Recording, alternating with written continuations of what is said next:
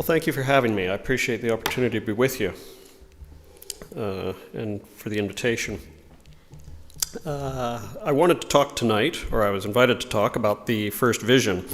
If you go to the church's website, if you look under Scriptures and Study, you'll see the Gospel Topics essays, which will give you this page. And then if you click Explore the Essays, if you go, there's a list right there, and the church's material is there. So I encourage you to read that. The first vision is a vast topic. We could say a lot about it. Hopefully some of what I say will be interesting and useful.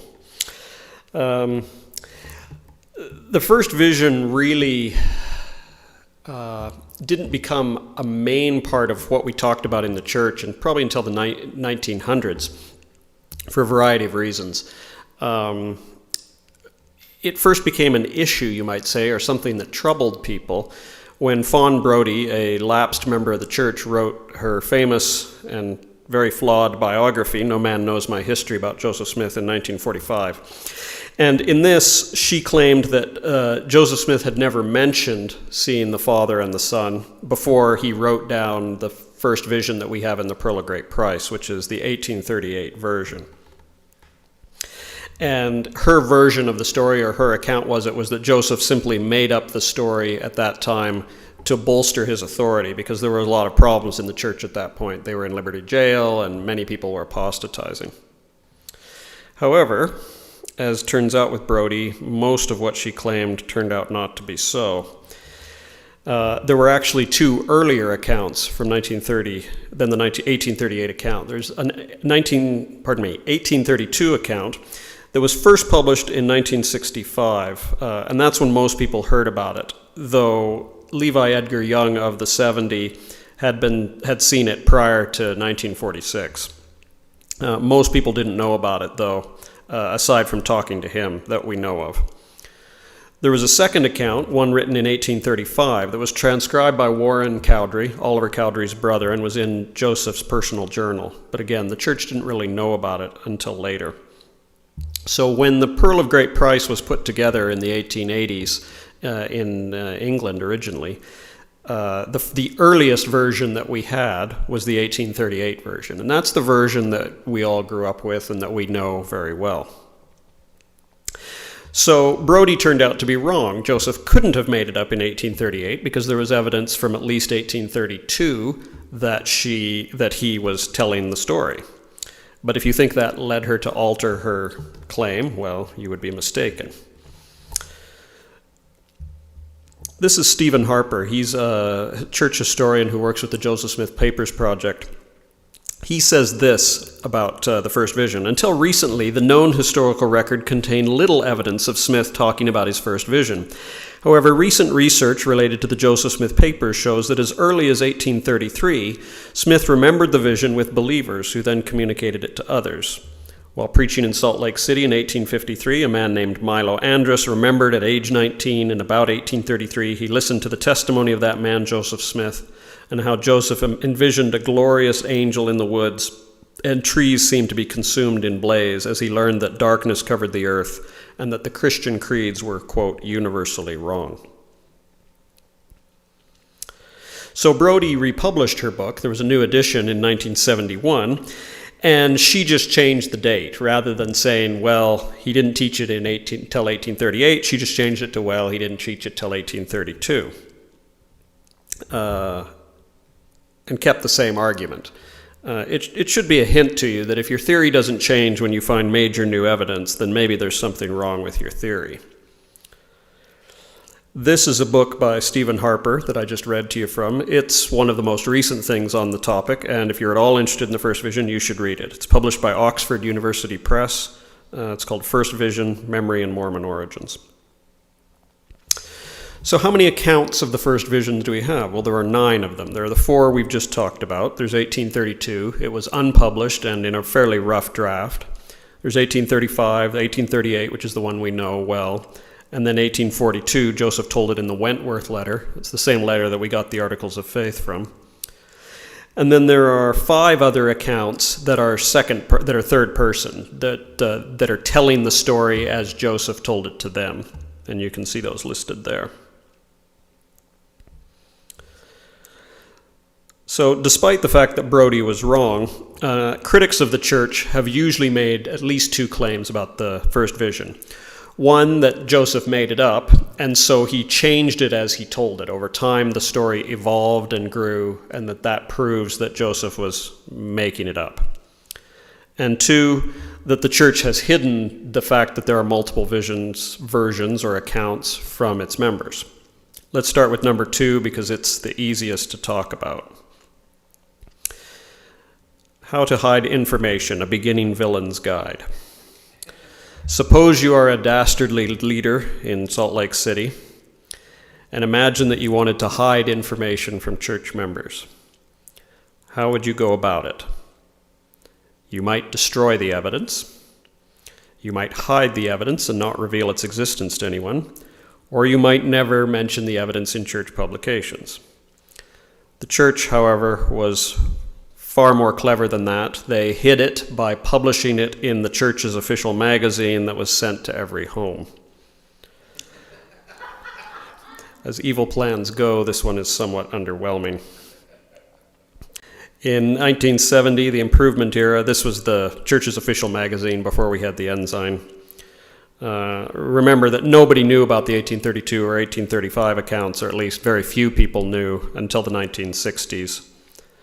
And when they became known, then they were published. And they chose a cover that would be sure to mislead the unsuspecting members. Joseph having his first vision. Whatever could this be about?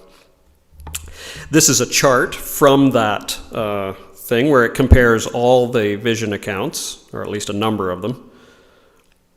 And, let me go back there. And you can see it lists various aspects, various themes, or various... what would you call it?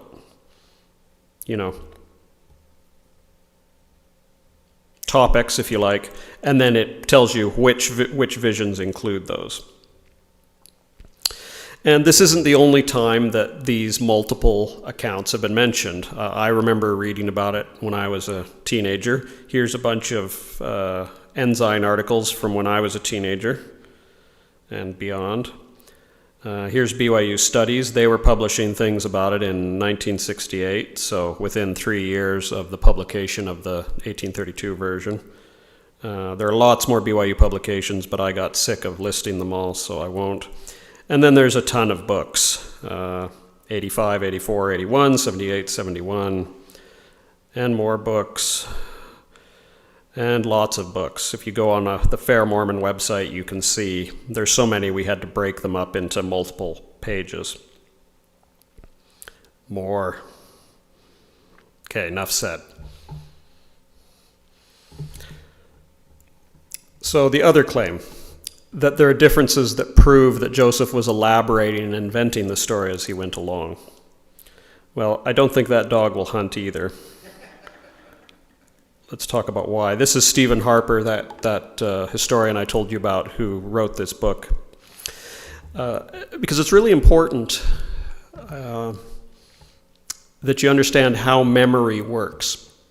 There's this belief, often sped by science fiction or Star Trek or things like that memory is like a videotape recorder, that it's all stored in there somewhere, and that if you give them the right Vulcan mind meld or hook them up to the right machine, that you can watch the memory play back.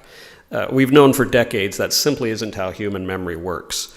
Memory is constructed as we use it. And the context or the situation in which you reconstruct the memory changes how you remember it. That's inevitable. For example, there's a famous study done where they took a group of romantically involved couples, people that were in new relationships, and they interviewed them. And they interviewed them and asked them to rank how happy they were on a scale of 1 to 10. Then 5 years later, they went back to those couples and they asked them the same question. They said, "How happy did you tell us you were when we asked you way back?" So they weren't asking them to remember back how happy they were. They were asking them to remember how happy they told you they were. People who were still together in their relationship remembered correctly. They remembered what they had said at the time. People who had broken up consistently remembered themselves to have been less happy than they were.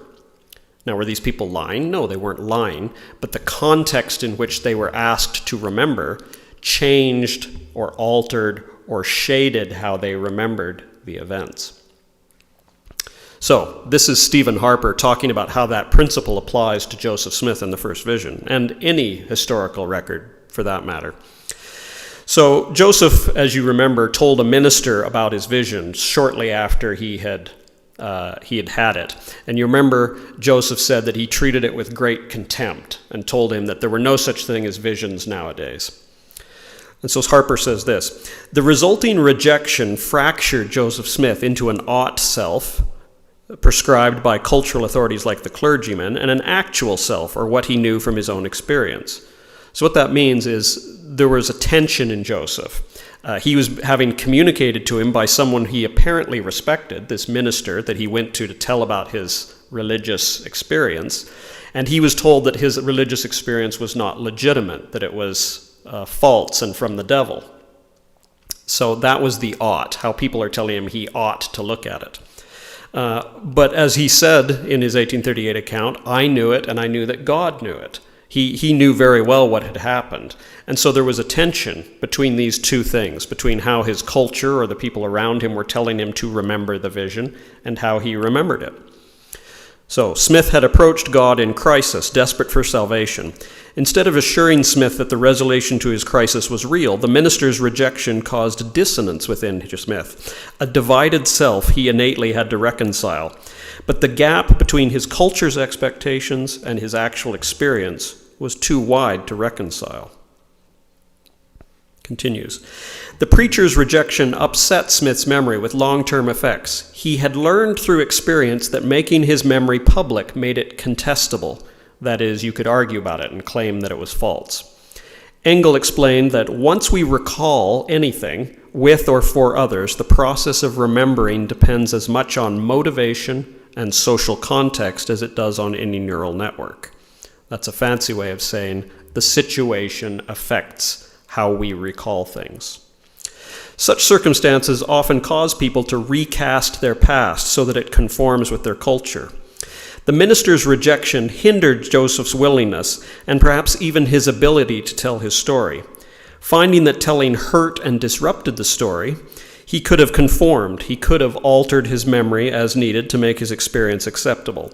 Instead, he kept it to himself for years, even a decade, according to the historical record. Then, after years of serious reflection, struggling for some alternative, Smith embraced the identity of the persecuted visionary.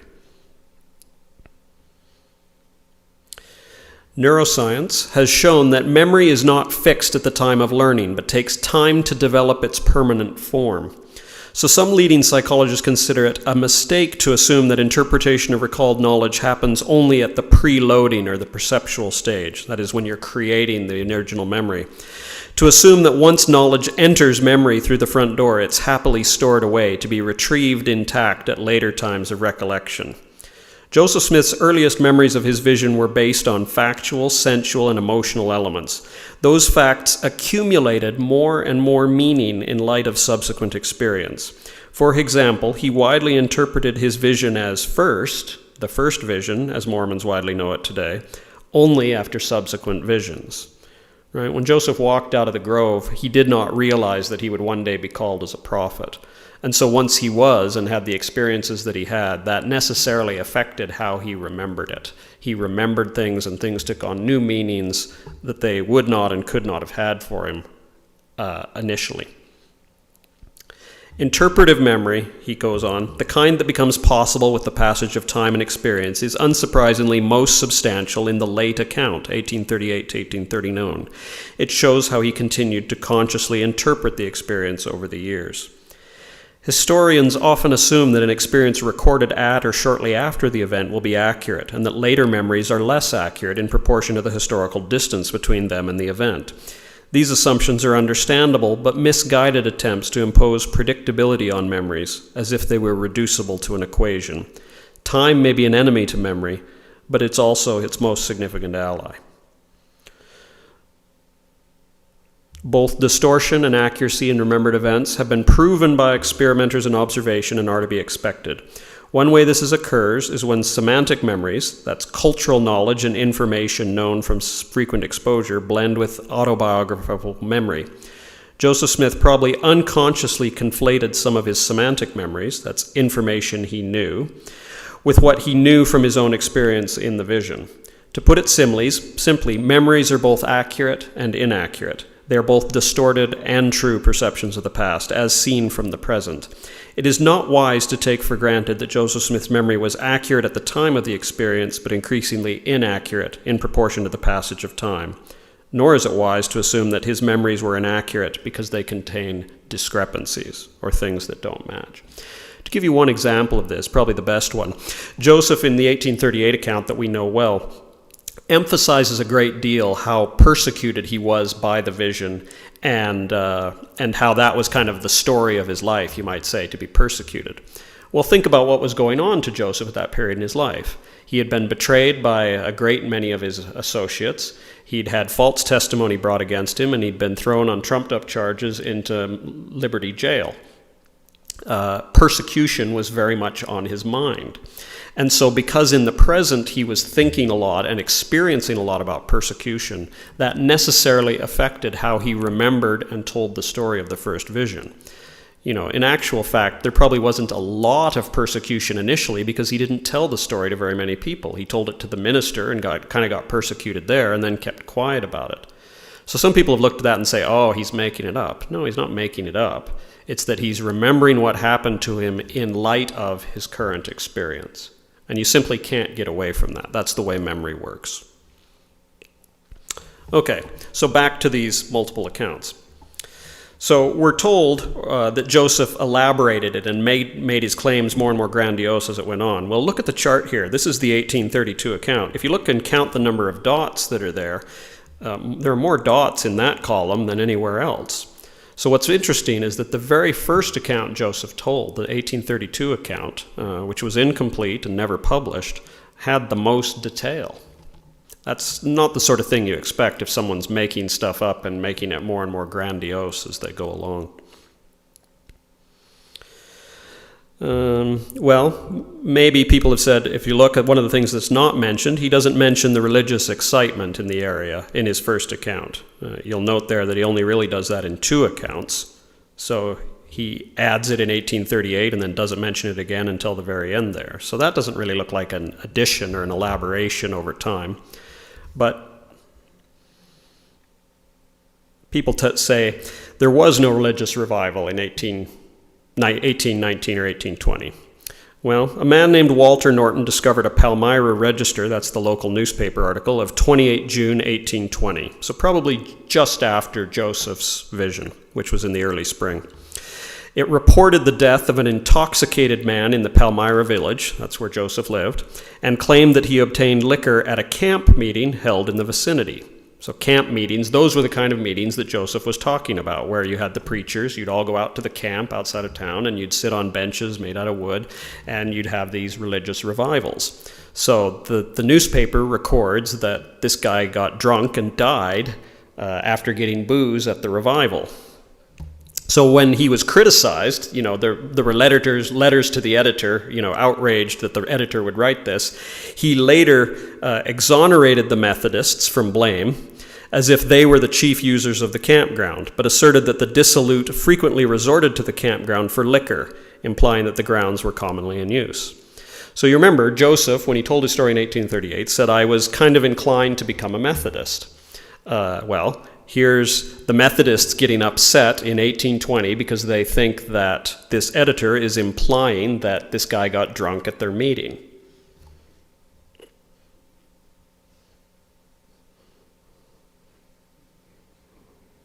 Anyway, I should have been doing those as we went. So there often were revivals at the nearby campsite, and they were so common, according to the editor, that they didn't even get mentioned or published in the paper until somebody died of alcohol poisoning. And then the editor said, well, yes, it's working all the time. They're using it, but I'm not blaming you. Just because they're the ones who are usually out there. Okay.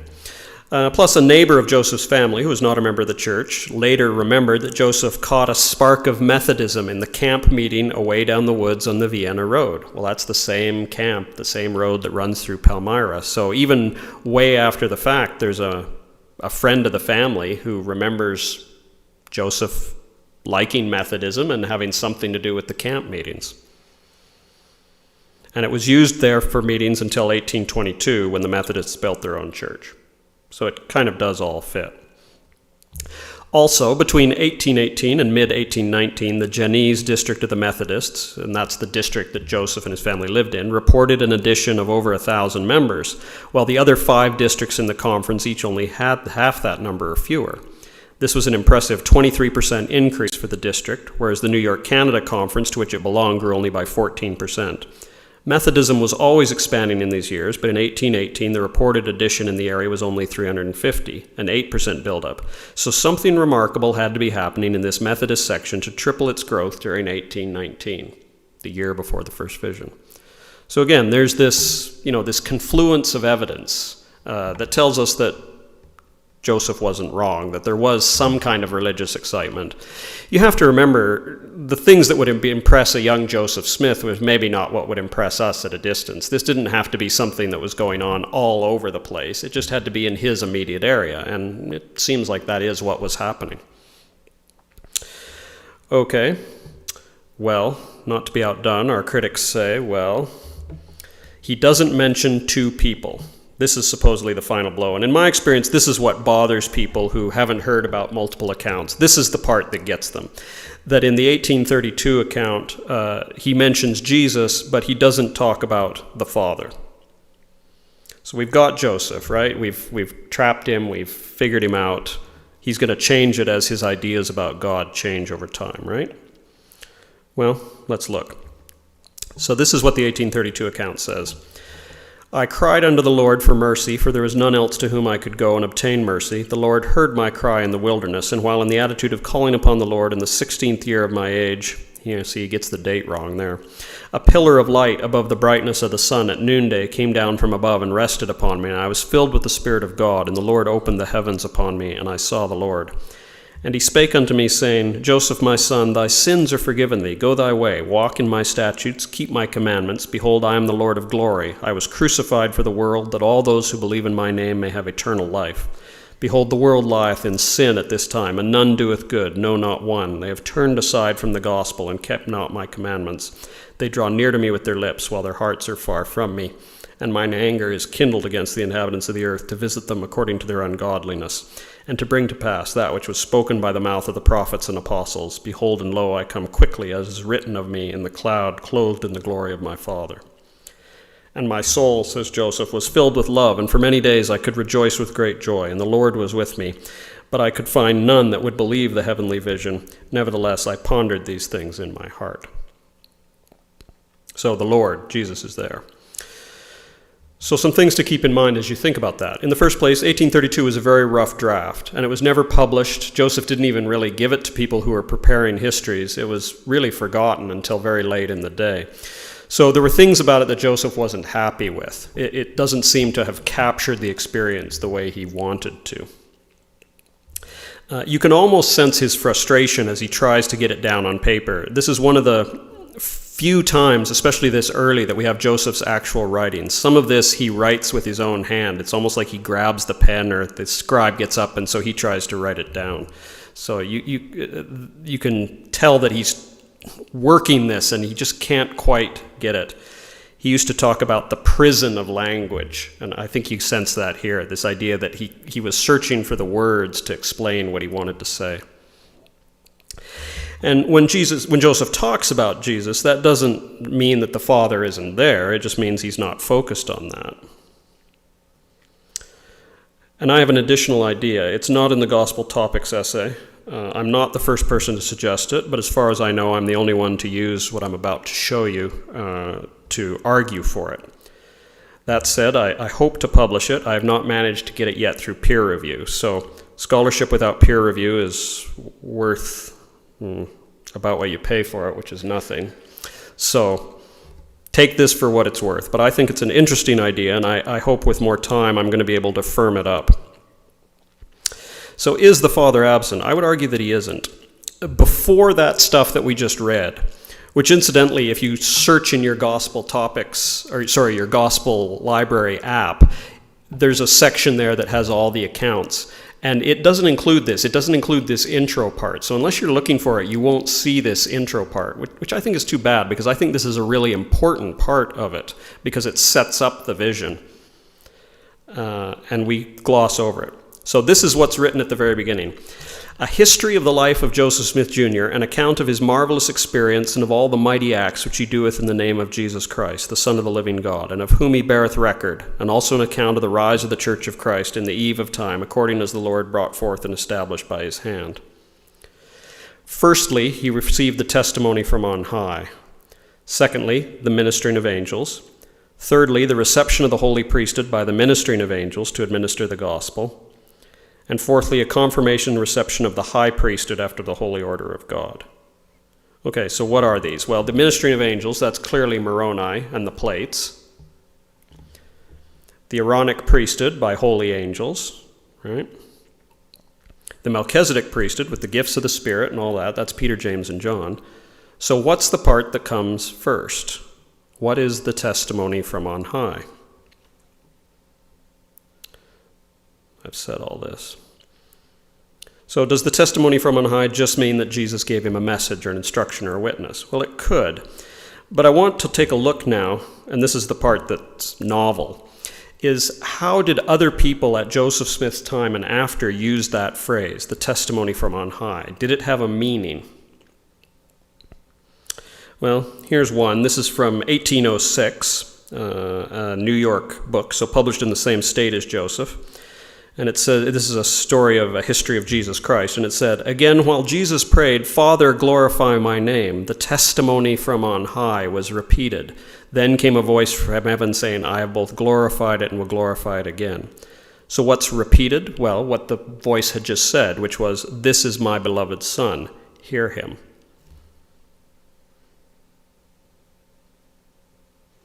Here's another one from 1845.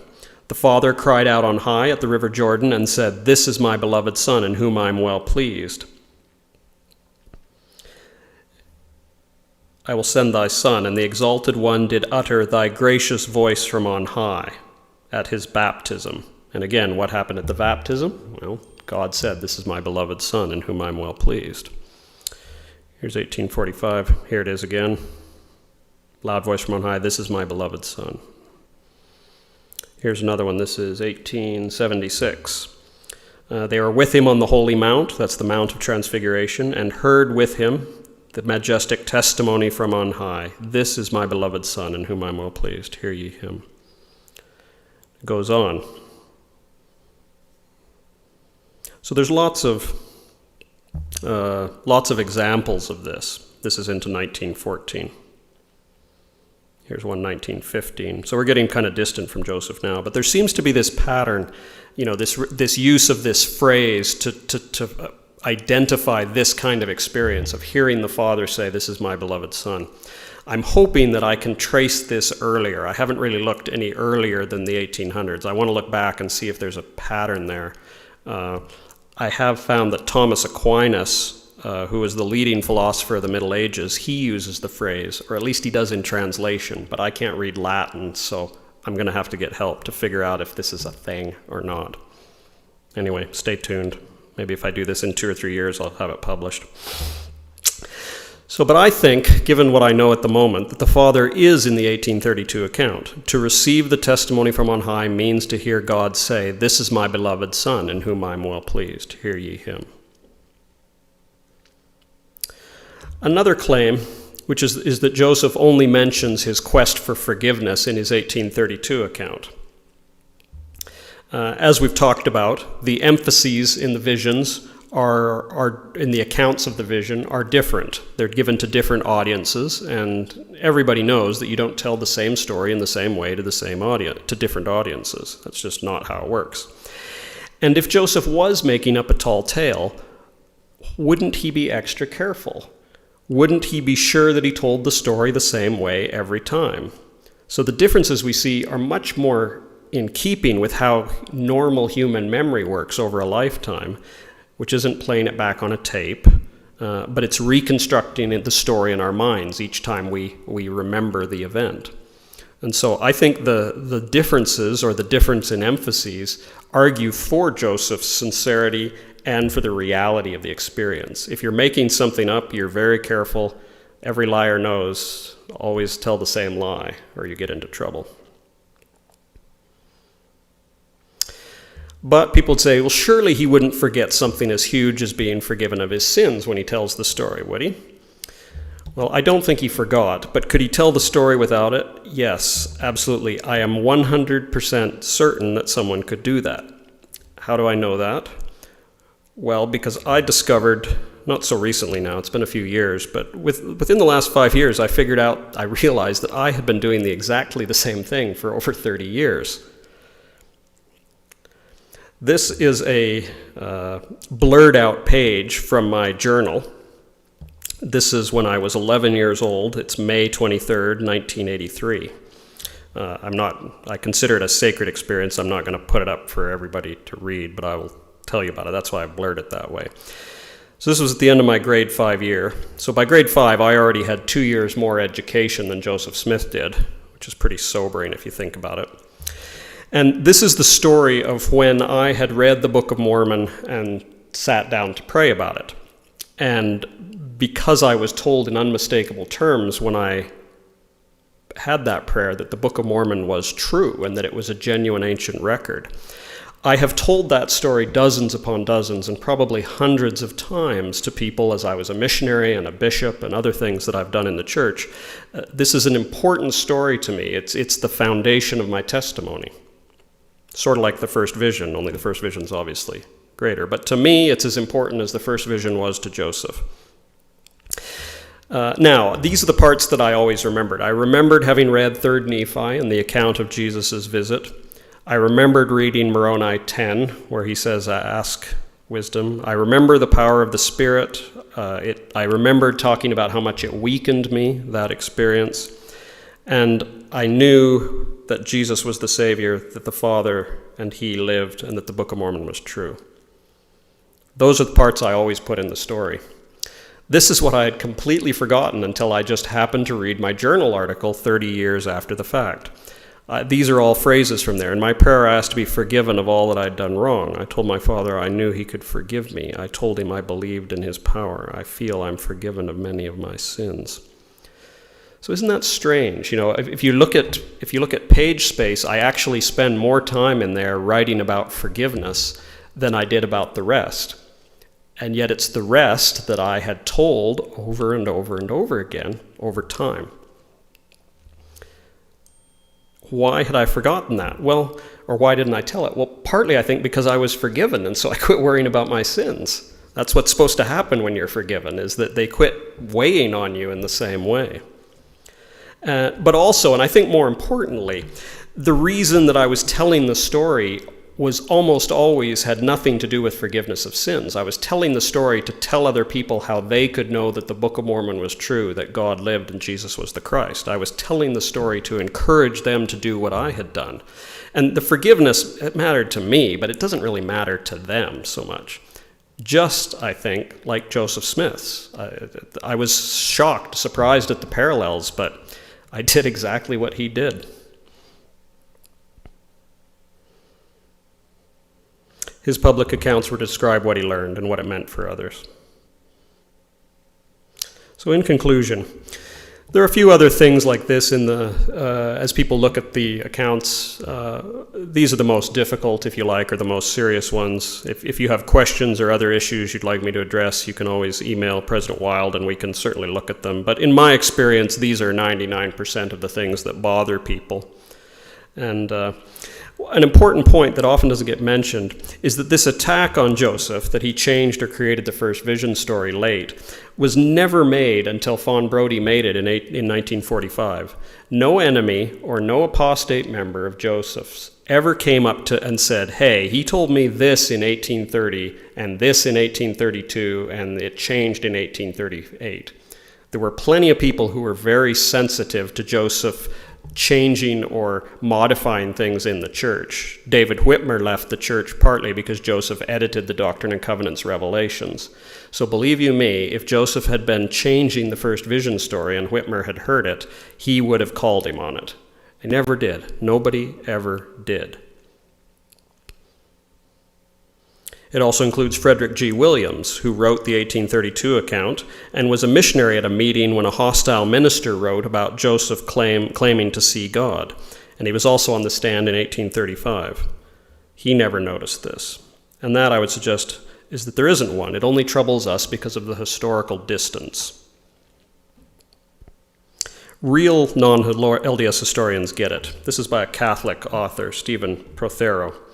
He said, critics of Mormonism have delighted in the discrepancies between the canonical, that's the 1838 version, and earlier renditions, especially one written in Smith's own hand in 1832. For example, in the 1832 version, Jesus appears to Smith alone and does all the talking himself. I think that's a bit of an exaggeration. Jesus is only mentioned, but it's not explicitly said he's alone. But anyway, such complaints, however, are much ado about relatively nothing. Any good lawyer or historian would expect to find contradictions or competing narratives written down years apart and decades after the event. And despite the contradictions, key elements abide. In each case, Jesus appears to Smith in a vision. In each case, he is blessed with a revelation. In each case, God tells him to remain aloof from all Christian denominations as something better is in store. So, I leave you my witness that Joseph saw what he said he saw.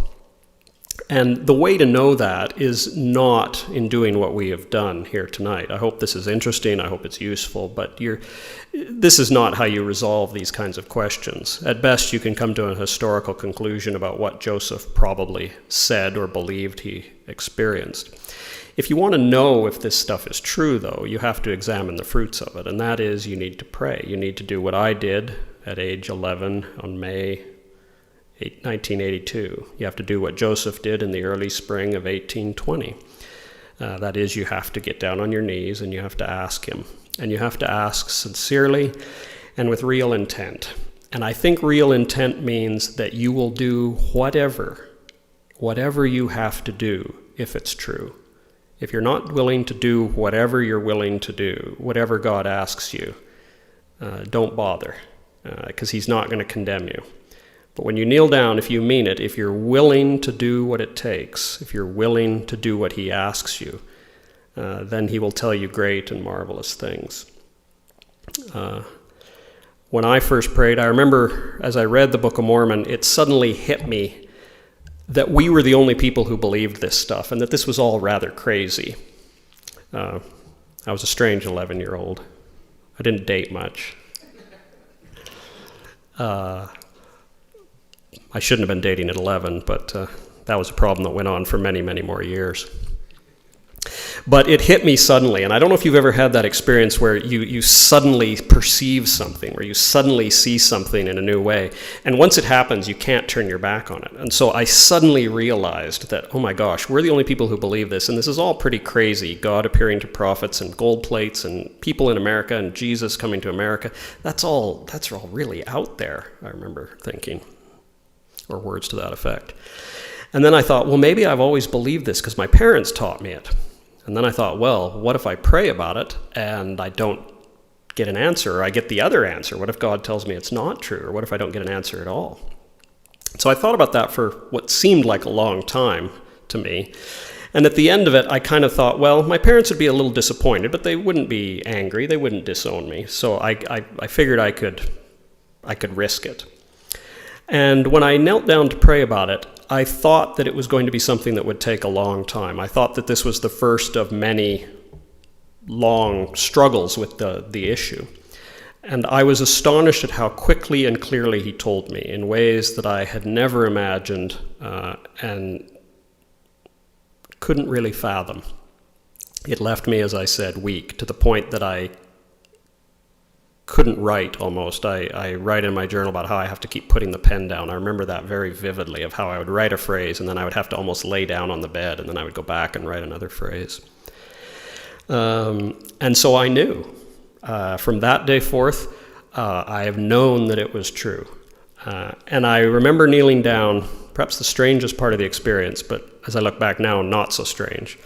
But I thanked God for telling me, and then I kind of said, why did you tell me? And as I've said before, it was almost as if he chuckled. It's almost like I heard a voice chuckle in my head, and he said, don't you get it, Greg? If I will tell you, I will tell anyone. And I deeply believe that, more than I did then, that I was nobody special, that we are all in that same boat. And your way may come in a different time and in a different way and by a different process than mine. But one thing I became convinced of is that God knows what it will take legitimately to convince us, and that he will give it to us if we are willing to do what he asks. I am kind of glad at the time that I didn't appreciate everything I was getting myself into. I might have found it harder. But if you're willing to do whatever he tells you, he will tell you. I know it is true, as sure as I'm standing here. It changed my life. It turned me into a different person. I was never the same after that, just as I suspect Joseph was never the same after his experience. I leave you that in the name of Jesus Christ. Amen.